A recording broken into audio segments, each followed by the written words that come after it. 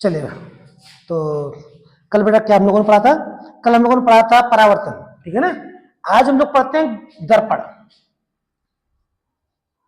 Mirror, ठीक है ना। तो ध्यान दो बेटा, दर्पण या मिरर होता क्या है, ठीक है।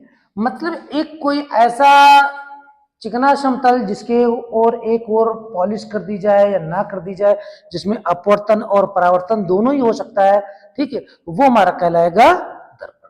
तो दर्पण के प्रकार कितने होंगे, ध्यान देना बेटा। एक कहलाता है समतल दर्पण। क्या कहलाएगा? समतल दर्पण, प्लेन मिरर।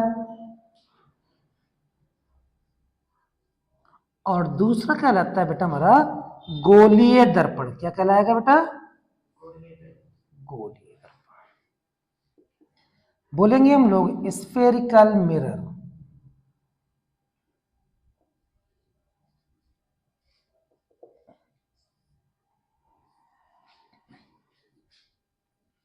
ध्यान दो बेटा, समतल दर्पण क्या है?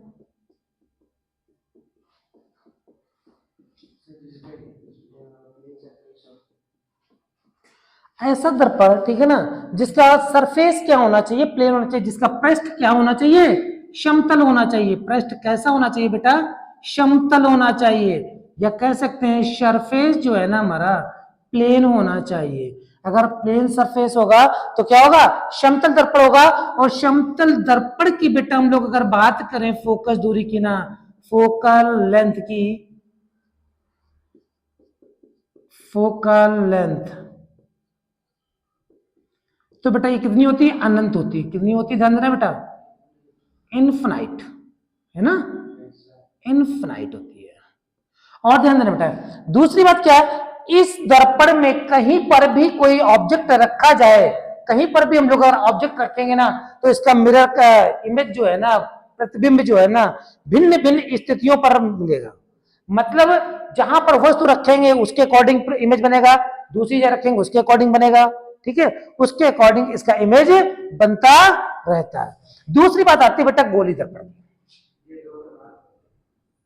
ये एक प्रकार से गोलाकार होता है, ठीक है ना, खोखला गोलाकार होता है, होलो स्फेरिकल शेप में होता है, ठीक। इसे हम लोग क्या कहते हैं? गोलीय दर्पण कहते हैं। इसको आपको नहीं पढ़ना है, इसको ही ज्यादा पढ़ना है। गोलीय दर्पण की अगर बात करें प्रकार की, तो दो प्रकार के होंगे बेटा। कौन कौन से होंगे? नंबर एक उत्तल दर्पण, नंबर एक उत्तल दर्पण, और नंबर दो अवतल दर्पण बेटा। उत्तल को हम लोग बोलते हैं बेटा, क्या बोलते हैं? Convex mirror. और इसको बोलेंगे कॉनकेव मिरर। दो प्रकार के दर्पण आपके पाए गए इसमें, ठीक है। तो सबसे पहले बात कर लेते हैं उत्तल दर्पण क्या होता है। ध्यान दो बेटा, उत्तल दर्पण क्या होता है, ध्यान देना बेटा। ये इसका द्वारक हो गया एम और एम डैश।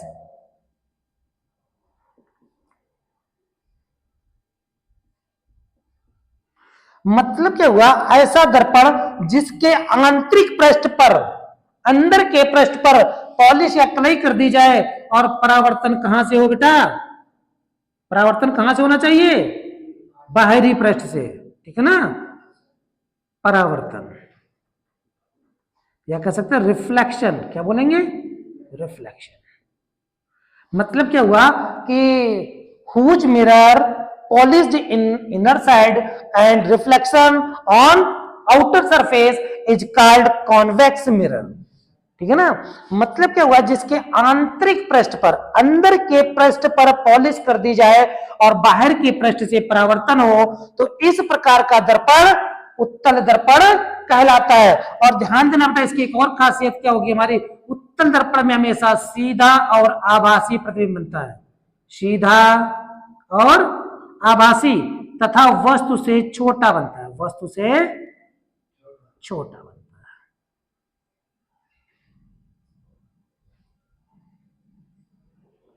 प्रतिबिंब बनता है। उत्तल दर्पण की पहचान कैसे कर लेंगे? सीधा बनेगा, आभासी बनेगा, वस्तु से छोटा बनेगा। क्लियर है ना? दूसरी बात, अवतल दर्पण की अगर हम लोग बात करें ना बेटा, तो अवतल दर्पण क्या होता है ध्यान देना, एम और एम डैश हो गया,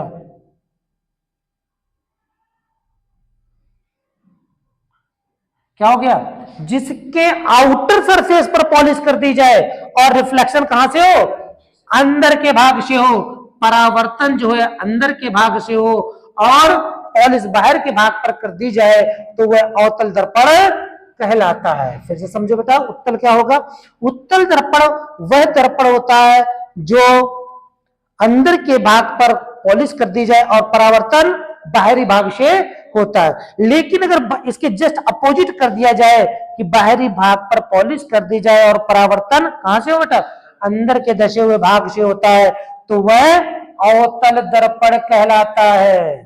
ठीक है, तो नोट को थोड़ा सा फटाक